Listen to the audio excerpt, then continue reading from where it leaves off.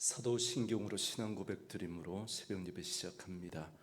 전능하사 천지를 만드신 하나님 아버지를 내가 믿사오며 그 외아들 우리 주 예수 그리스도를 믿사오니 이는 성령으로 잉태하사 동정녀 마리아에게 나시고 본디오 빌라도에게 고난을 받으사 십자가에 못 박혀 죽으시고 장사한 지 사흘 만에 죽은 자 가운데서 다시 살아나시며 하늘에 오르사 전능하신 하나님 우편에 앉아 계시다가 저리로서 산자와 죽은 자를 심판하러 오시리라.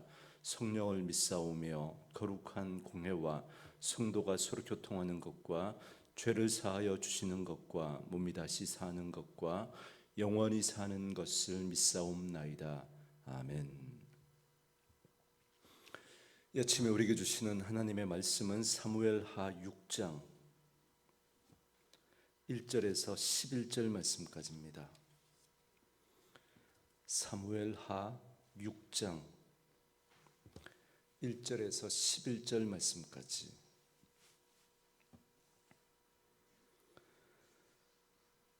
사무엘하 6장 1절에서 11절 말씀까지 말씀 찾으셨으면 한 목소리로 같이 읽습니다.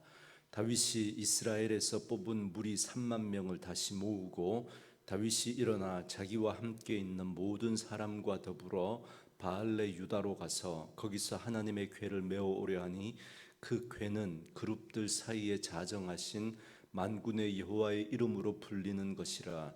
그들이 하나님의 궤를 새 수레에 싣고 산에 있는 아비나답의 집에서 나오는데 아비나답의 아들 우사와 아효가 그 새 수레를 모니라. 그들이 산에 있는 아비나답의 집에서 하나님의 궤를 싣고 나올 때에 아효는 궤 앞에서 가고 다윗과 이스라엘 온 족속은 잣나무로 만든 여러 가지 악기와 수금과 비파와 소고와 양금과 재금으로 여호와 앞에서 연주하더라. 그들이 나곤의 타작마당에 이르러서는 소들이 띠므로 우사가 손을 들어 하나님의 궤를 붙들었더니 여호와 하나님이 우사가 잘못함으로 말미암아 진노하사 그를 그곳에서 치시니 그가 거기 하나님의 궤 곁에서 죽으니라. 여호와께서 우사를 치심으로 다윗이 분하여 그곳을 베레스 우사라 부르니 그 이름이 오늘까지 이르니라. 다윗이 그날에 여호와를 두려워하여 이르되 여호와의 궤가 어찌 내게로 오리요 하고 다윗이 여호와의 궤를 옮겨 다윗성 자기에게로 메어 가기를 즐겨하지 아니하고 가드 사람 오벳에돔의 집으로 메어 간지라. 여호와의 궤가 가드 사람 오벳에돔의 집에서 석 달을 있었는데 여호와께서 오벳에돔과 그의 온 집에 복을 주시니라. 아멘. 오늘은 함께 읽으신 사무엘하 6장 1절에서 11절 말씀을 중심으로 우사의 죽음, 하나님의 경고라는 말씀으로 잠시 은혜를 나누려고 합니다. 사무엘하 1장부터 5장에서는 사울이 죽고 다윗이 통일 이스라엘의 왕이 된 것과 수도를 헤브론에서 예루살렘으로 이전하기까지의 역사와 또 그와 관련된 사건들을 다루었습니다. 이제 6장과 7장은 언약궤를 다시 다윗성으로 예루살렘으로 옮기는 내용입니다. 잘 아시는 것처럼 엘리 제사장 시절에 아벡 전투에서 언약궤를 블레셋에게 빼앗겼다가 블레셋 땅에 재앙이 임하니까 이 블레셋 사람들이 그걸 보고 두려워서 다시 그 언약궤를 반환하게 됩니다. 그래서 바알레 유다 곧 기럇야림의 아비나답의 집에서 약 20년 동안 법궤가 방치되어 있었습니다. 그래서 다윗은 하나님의 임재를 상징하는 그 언약궤를 다윗성 그러니까 이 예루살렘으로 옮겨오고자 뜻을 정하였던 겁니다. 여러분 역대상의 기록을 보면 다윗은 이를 결정하기까지 천부장, 백부장 그리고 모든 장수들과 더불어서 의논했다 그럽니다. 그리고 그 백성들에게도 동의를 구했다라고 하는 그런 말씀이 나옵니다. 언약궤를 소중히 보존해왔던 실로의 옛 전통을 이제 예루살렘으로 다시 새롭게 옮겨와서 회복함으로 말미암아 이제 예루살렘이 어떤 정치적으로 뿐만 아니라 종교적으로도 왕국의 중심지가 되게 하려고 했던 다윗의 의도가 있었던 겁니다. 그런데 다윗이 백성들과 의논한 것을 기록한 것과는 달리 하나님께 허락을 구했다라는 말씀은 오늘 본문에도 그리고 성경 그 어디에도 찾아볼 수가 없습니다.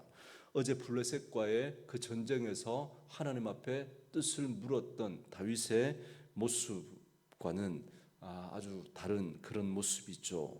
분명히 다윗이 법궤를 예루살렘으로 옮기려고 한 데에는 자신에게 은혜를 베푸신 하나님을 향한 그 충심이 있었던 것 같습니다. 그러나 그것으로는 충분하지 않다라는 걸 우리가 알 수 있습니다. 나중에 확인하겠지만 여기에는 자신을 위한 또 다른 마음이 있었던 걸 우리가 볼 수 있습니다. 먼저 1절에 보시면 다윗은 보암직한 군사 3만 명을 뽑았습니다. 그리고 다윗은 그들과 함께 자기 주변에 있었던 주요한 인물들을 다 대동해서 법궤가 있는 바알레 유다로 갑니다. 여러분, 그 위용이 어땠겠습니까? 3만 명의 그런 군사들과 또 그리고 수많은 그런 악기들을 가지고 연주하면서 그렇게 많은 수많은 인원들이 동원한 그 모습들을 보면 참으로 장엄했을 겁니다. 그런데 어찌된 일입니까? 그들은 법궤를 제사장이 메고 옮기지 않고 곧장 소가 이끄는 그 수레에 싣습니다. 3절과 4절 말씀에 보면 그들이 하나님의 궤를 새 수레에 싣고 산에 있는 아비나답의 집에서 나오는데 아비나답의 아들 우사와 아효가 그 새 수레를 모니라. 그들이 산에 있는 아비나답의 집에서 하나님의 궤를 싣고 나올 때에 아효는 궤 앞에 서 가고 그럽니다. 여기 보시면 그들은 언약궤를 새 수레에 실었다 그럽니다. 나름대로 언약궤를 소중하게 대하려고 했던 그들의 모습을 엿볼 수 있는 대목인 것 같습니다. 그러나 하나님의 말씀을 찾아 그 하나님의 말씀에 순종하려고 했던 그런 생각은 하지 못했던 것입니다. 그런데 여러분, 언약궤를 지금 이 새 수레에 싣고 옮기는 이 방법, 여러분 어디서 많이 본 것 같지 않습니까? 한 번도 그저 멍에를 매지 않았던 그 소를 가지고 그 새 수레에 옮겼던 그 모습 여러분 기억나시죠? 여러분 사무엘상 6장 1절에서 7절 말씀에 보면 언약궤를 블레셋에게 빼앗겼을 때 그 블레셋 땅에 재앙이 임하니까 그들이 언약궤를 다시 예루살렘으로 돌려보낼 때 썼던 그 방법이죠. 블레셋의 에그론에서 이스라엘과 그 경계였던 베세메스까지 보내질 때 그 블레셋의 제사장들과 복술자들이 썼던 그 방법이 여러분 지금 다윗이 찾아냈던 그 방법입니다. 하나님께서는 분명히 법궤를 옮길 때는 고앗 자손들이 어깨에 메고 옮기라고 그렇게 말씀하셨습니다. 하나님께서 명하신 대로 법궤를 옮겨야 하는데 여러분 출애굽기와 민수기에 분명히 그렇게 언급을 하고 있는데도 불구하고 그들이 자기 생각대로 했던 겁니다. 여러분 그 출애굽기 민수기 말씀에 보면 그 고앗 자손이 그 어깨에 메고 옮기지 않고 함부로 손을 대면 죽을 것이라고 분명히 경고를 하고 계십니다.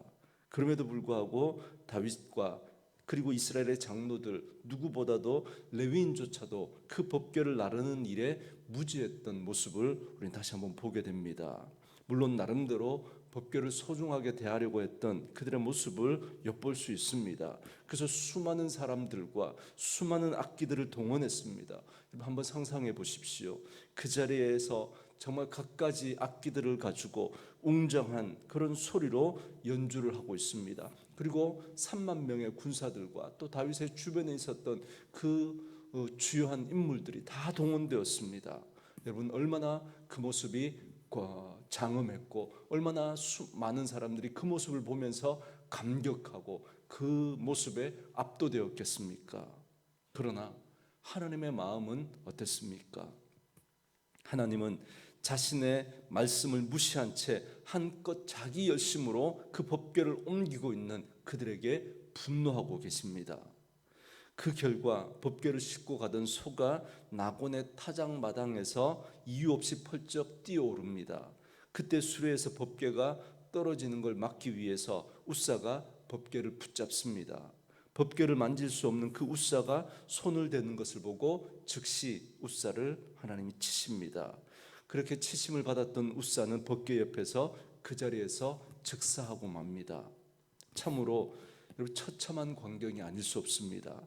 하늘 높이 울려 퍼지던 그 찬양이 여러분 일시에 중단되었을 것입니다. 그리고 아마 정적이 흘렀겠죠. 여러분, 어떻게 이런 일이 일어날 수 있습니까? 하나님을 위한 일이고 정말 하나님이 기뻐하시는 일이라고 생각했고 나름대로 정말 최선을 다해서 그렇게 그 일에 나름대로 헌신했는데 어떻게 이런 일이 일어날 수 있습니까? 다윗은 지금 자신이 기획한 그 법궤 이전에 대해서 자기 흥에 취해 있습니다. 자기 열심에 빠져 있는 겁니다. 보통 때의 그 다윗과는 여러분 전혀 다른 모습입니다. 늘 다윗은 하나님의 뜻을 묻고 하나님 앞에 그렇게 그 뜻을 헤아렸던 다윗이었는데 오늘 여기에서는 그런 다윗의 모습을 볼 수가 없습니다. 그러나 다윗은 자기가 기획한 그 법궤를 옮기는 일에 스스로 의미를 부여했을 것입니다. 이 일은 하나님 기뻐하시는 일이고 정말 하나님의 임재를 상징하는 그 법궤, 방치되어 있던 그 법궤를 이제 새롭게 성전을 새롭게 그 자신의 왕궁을 이제 건축하고 난 다음에 그 왕궁이 있는 그 새 성전에 그 옮겨 놓으려고 하는 그 다윗의 그 마음, 그 거기에 스스로 도취되어서 거기에 한껏 그렇게 빠져 있었던 겁니다. 법궤는 어디에 두느냐가 중요하지 않습니다. 중요한 건 하나님께서 주신 말씀과 그 말씀에 대한 순종이 있느냐 없느냐, 그게 중요합니다. 그게 본질입니다. 그런데 지금 다윗은 하나님의 말씀을 잊어버리고 있었던 겁니다. 크게 위용을 갖춘 그 군대를 대동하고 갖가지 악기를 동원해서 크고 화려한 음악을 연주하면 당연히 하나님께서 기뻐할 것이라고 착각했던 겁니다. 물론 법궤를 옮기고자 하는 일이 여러분 잘못된 일이라고 말할 수 없습니다. 그러나 그것은 부차적인 문제이지 본질은 아닙니다. 정말 중요한 건 하나님의 말씀에 따라 순종하는 겁니다. 다윗은 지금 그 일을 가볍게 여기고 말았던 겁니다. 왜냐하면 그 일이 있고 난 다음에 다윗의 모습을 보면 알 수가 있습니다. 다윗은 이 일에 대해서 분노하면서 그렇게 그곳 이름을 베레스 우사라고 명합니다. 베레스는 치다라는 뜻이고 우사는 그죠 지금 그 수레를 끌던 우사죠. 그 우사를 하나님이 치셨다라는 겁니다. 그러니까 다윗이 거기에 대해서 분노한 겁니다. 그리고는 하나님을 두려워해서 그곳을 떠나버립니다. 그리고 법궤는 가드 사람 오벳에돔의 집에 어깨로 메어져 옮겨갑니다. 여러분, 처참한 광경을 눈여겨봤던 이 오벳에돔은 법궤를 모시는데 오직 하나님의 말씀대로만 감당합니다. 그런데 여러분 10절 그리고 11절에 보면 오벳에돔을 가드 사람이다 그렇게 말하고 있습니다. 그래서 가드니까 이건 블레셋 지방 이름이죠. 그러니까 오벳에돔을 블레셋 사람으로 오해하기 쉬운데 그렇지 않습니다. 그는 고라 자손의 그 고핫 출신의 레위 사람입니다. 고라 자손으로 고핫 출신입니다. 그러니까 그 법궤를 어깨에 멜 수 있었던 제사장 가문이었던 거죠.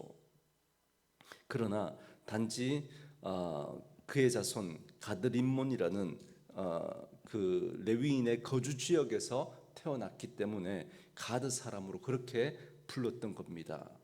그러니까 그는 고핫 자손으로 법궤에 대한 기본적인 이해가 있었던 사람으로 그렇게 이해할 수 있었습니다.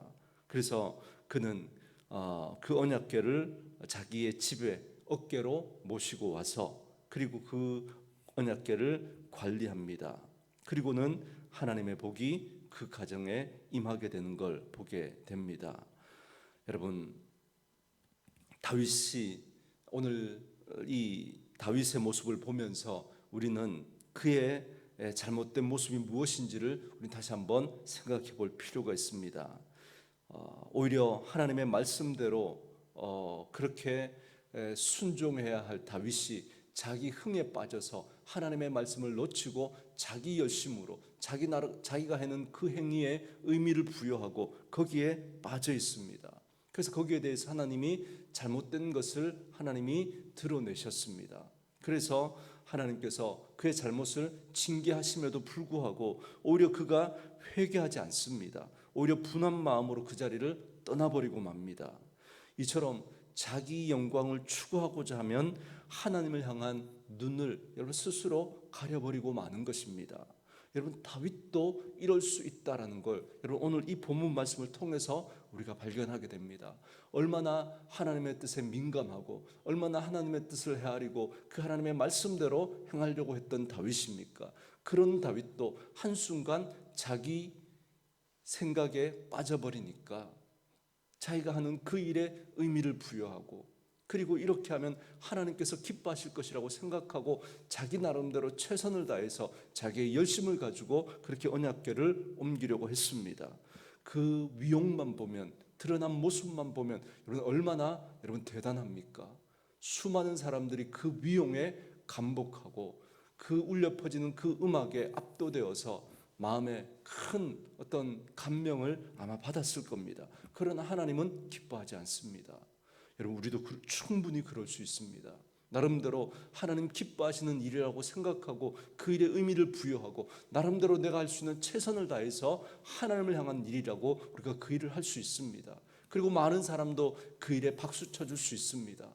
그러나 거기에 하나님의 뜻이 무엇인지 우리는 물어야 합니다. 다윗은 자기 흥에 빠져 있습니다. 그리고는 하나님을 놓쳐버리고 말았던 것이죠. 그래서 우리는 무슨 일이 있어도 하나님 놓치면 안 되는 것입니다. 여러분, 하나님을 놓쳐버리면 우리도 얼마나 자주 우리가 신앙생활하면서 내 자신의 기쁨과 내 자신의 만족에 빠져서 우리가 그 일을 할 때가 많기 때문에 그렇습니다. 자기의 열심을 생각하고 자신의 그 열심을 보면서 우리는 만족해합니다. 그런 후에 다른 생각하지 않고 그것을 하나님을 위한 일이라고 우리는 그렇게 판단해 버립니다. 과연 하나님께서 그 일을 기뻐하실까? 그 일을 원하실까? 우리는 그걸 생각하지 않습니다. 하나님은 사무엘상 15장 22절에서 번제와 다른 제사보다 그 목소리를 청종하는 것을 좋아한다, 그렇게 말씀하고 있습니다. 하나님께서 가장 기뻐하시는 그 일이라고 할 수 있는 그 제사를 드리는 그 일도 하나님은 순종보다 더 기뻐하지 않는다고 말씀합니다. 그래서 순종을 제사보다 낮게 여기신다 말씀하시고, 듣고 순종하는 것을 제사에 올려드리는 그 순양의 기름보다 더 낫다고 말씀하는 것이죠.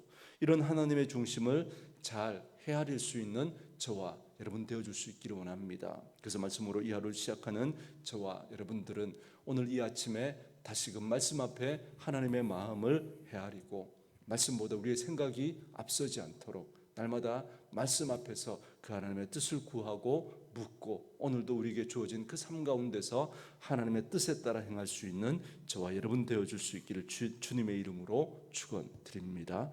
주신 말씀 묵상하시면서 이 찬양 함께 들으시며 기도하는 시간 갖겠습니다.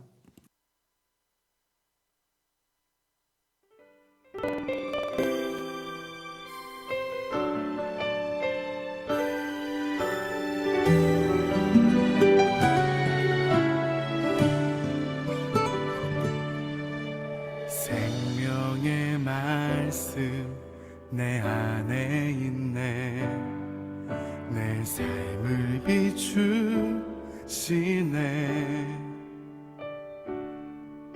전지를 만드신 그 말씀이 내 안에 역사하시네. 아버지를 예배케 하네. 거룩한 보혈 나를 살리시네. 진리의 성령 나를 이끄시네 생명의 말씀 내 안에 가득해 하늘의 비밀 알게 하시네 말씀이 삶으로 삶은 예배로 생명의 그 말씀 나를 이끄시네 나의 가는 걸음마다 주의 빛 비추시네 나 오직 주님을 노래해 말씀이 삶으로 삶은 예배로 나 오직 주님만 의지하며 살리 생명의 그 말씀 오직 예수 만물의 통치자 높임을 받으소서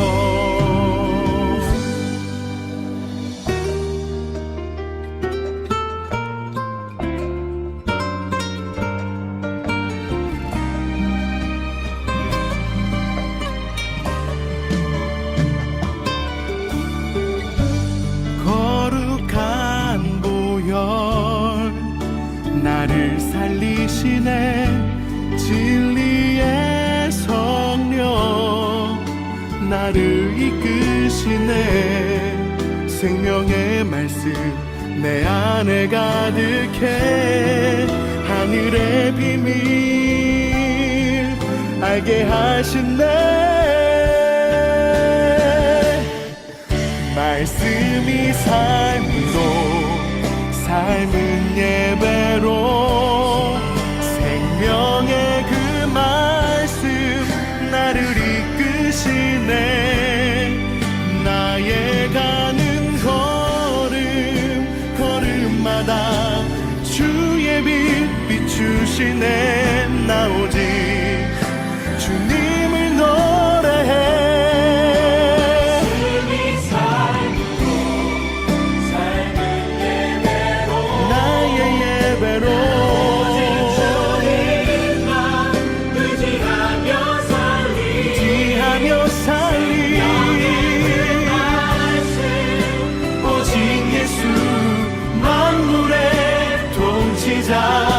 높임을 받으소서 생명의 그 말씀 오직 예수 만물의 통치자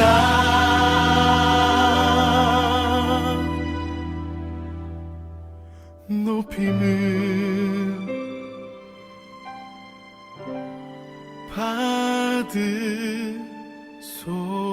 받으소서